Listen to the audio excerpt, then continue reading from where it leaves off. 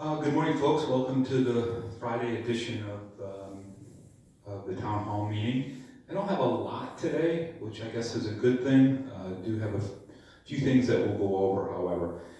So we started the security tech checkpoint yesterday, and I guess that seems to be going well. As you know, we blocked off the roadways of the service entrance off of Renaissance Drive and the entrance to Lexington off of Air Road, and we have somebody, a security person, sitting in a truck right at the main entrance.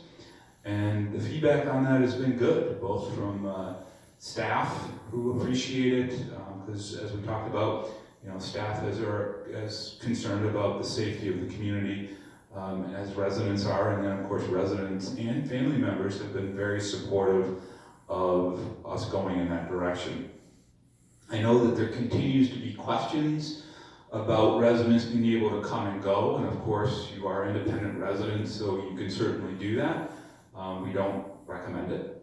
We still are going to be recommending that you stay put, stay in your apartments, stay in your patio homes, stay in your apartment at Gate Circle, but if you must leave, certainly as independent people, you can come and go as you please.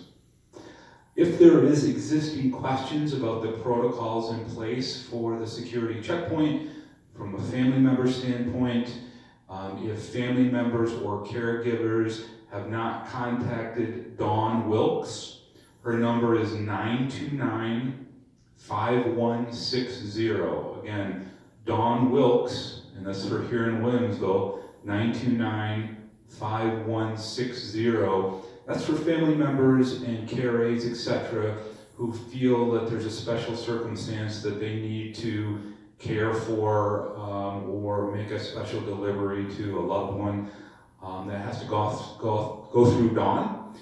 And once she approves that, then the name and a note will be given to the security guard out front, and you'll be allowed to pass. So please don't hesitate to give her a call. Some of the other things that we're doing, of course, is planning for what the reopening of Canterbury Woods might be, just like you're hearing what would the reopening of society might be. And those questions are, what are the dining rooms going to look like when and if, or not if, but when we open them? What are the seating arrangements going to be? How close are the tables going to be? How many people are going to be sitting at the tables? Are we going to go to an all-reservation system, at least for a bit, at both sites? We're working on that. The dining services folks are working on that. Luckily, we have extra space here at Canterbury Woods with the use of our formal dining room that we could spread people out when the time comes. Down at Gate Circle, we could make better use not only of the dining room area there, but at the cafe during dinner time, and kind of spread people out and serve in both of those areas. So there's plans that we're working on. We'll certainly share those with the residents as they continue to bubble up and continue to come together. The other plans or the other things that we're working on are what would resident meetings look like, and resident and the Canterbury University and things like that residents are typically clustered together on. We have, I'm in Coventry Hall right now here in Williamsville, which is obviously our biggest room.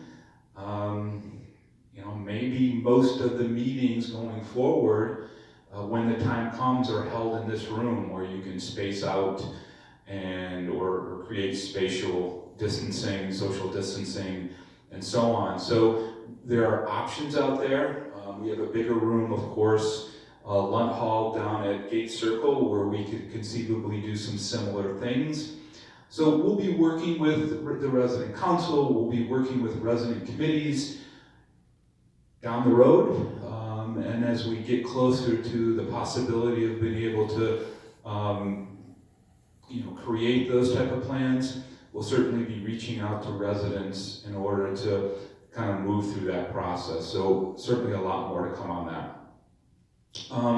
As you heard, the governor has made an announcement that he is requiring mask usage or folks in New York State to wear masks in public places. So I'm sure all of you have listened to that, read up on that. There may be some questions about what that means. What it really means is that, if people are riding mass transit, if you're in a cab, if you're in Uber, you must wear a mask.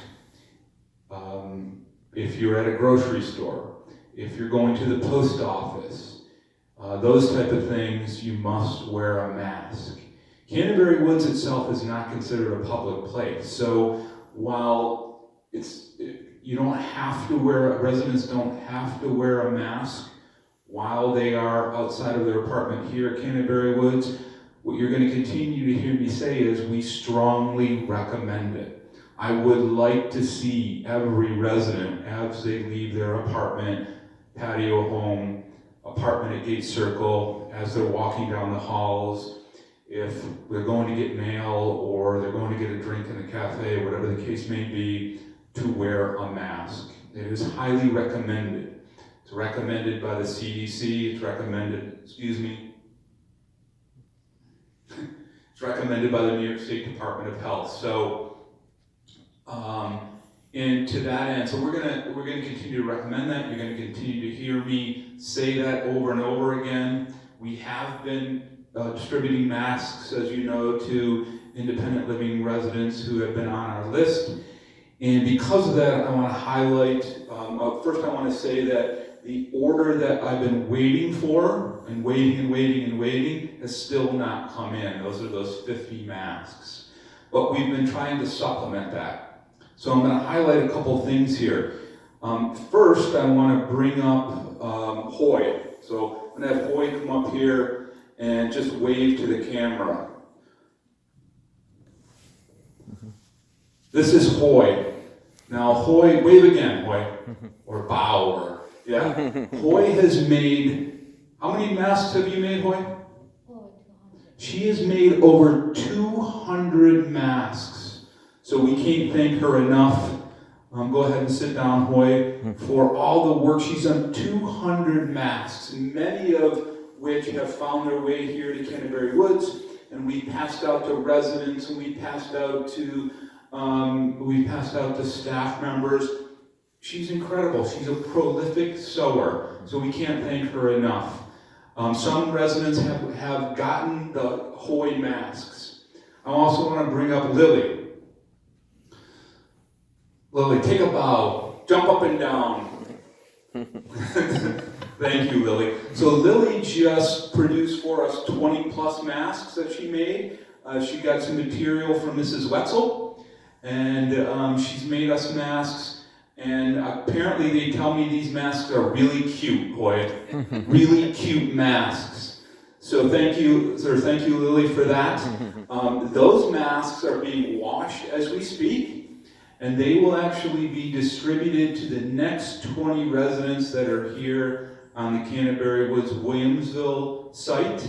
I know there's an additional 7 residents that are still on the list at Gate Circle. We will get you masks ASAP if you're still needing them. But we're going to, I think we've passed out about 20 masks here for independent residents. We're going to pass out another 20 to 25 later today. And then again, as we have these washable masks that continue to come in, the graciousness of both Hoy and Lily for making these masks, which is just tremendous on their own time.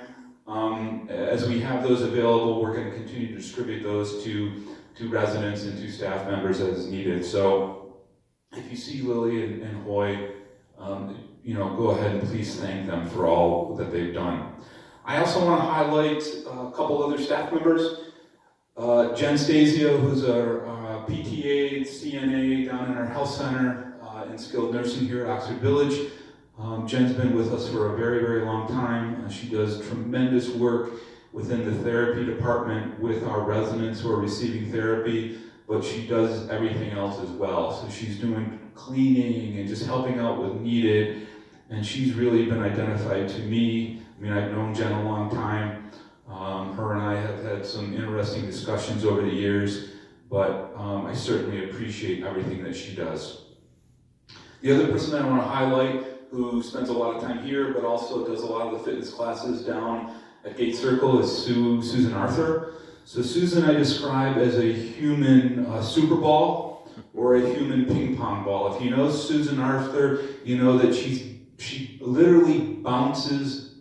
Everything she does is at a bounce, which is awesome, of course. She's incredible. She brings an energy to every room that she walks in. She was actually here at Williamsville on Easter, dressed up as an Easter bunny or something, and going from window to window in Oxford Village, kind of waving and making people smile and making people happy. And then apparently she ran into a tree branch and gave herself a black eye. So I'm telling you, that is tremendous dedication, and doesn't surprise me at all that Sue Arthur would run into a tree branch, because that's just the way she is. So she is awesome as well. I also want to announce that Mondays apparently are officially Novelty Ice Cream Day. So that was actually one of Mrs. Green actually came up with that idea. I said, why don't you let us buy some ice cream? We said, awesome. So during lunch, you can order a novelty ice cream or several novelty ice creams and have it delivered to you on Mondays. We're going to make that available. So, and those are the ideas that we continue to get, that we're continue to look at to incorporate in the services that we deliver. So again, wear a mask.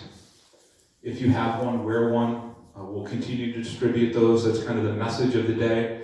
And again, thank you to our wonderful staff. We're going to continue to highlight the work that they do, because without them, we cannot deliver the quality of services that we're able to our residents each and every day. Thank you, and have a great weekend.